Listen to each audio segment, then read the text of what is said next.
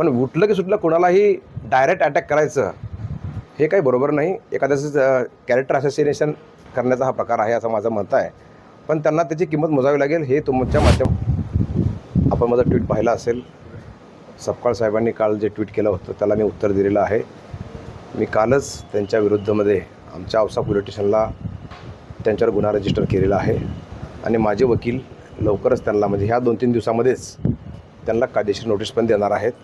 कारण माझा कसलाही दुरान्वयसुद्धा कसलाही संबंध नसताना माझं त्याच्यामध्ये त्यांनी नाव गौरलेलं आहे. ॲक्च्युली राज्य शासनाच्या माध्यमातूनसुद्धा परीक्षा पूर्णपणे पारदर्शक झालेल्या आहेत. कुठंही काय नाव ठेवायला जागा नाही.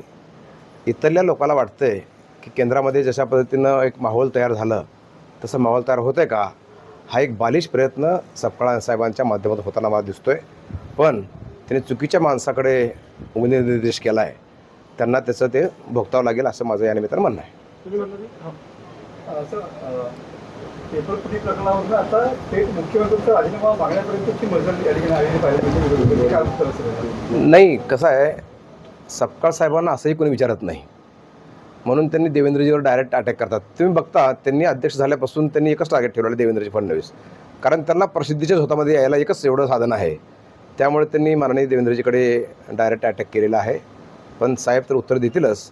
पण साहेब तर दूर आहे, मीच उत्तर देतो खाली. माझंही त्यांनी नाव घेतलेलं आहे. त्यामुळे मी FIR तर केलेलंच आहे. पण पुढची नोटीस पण मी आज ह्या 2 दिवसामध्ये त्यांना मिळून जाईल. त्यांचं म्हणणं असं होतं की पेपर फुटीनंतर पेपर जो हा झाला त्याच्यानंतर सगळे जे गुण आहेत काही लोकांना कमी गुण असताना सुद्धा याच्यामध्ये जास्त गुण मिळाले. ते सिरियल क्रमांक आणि त्याच्यामध्ये थोडा घोळ झालेला असावा.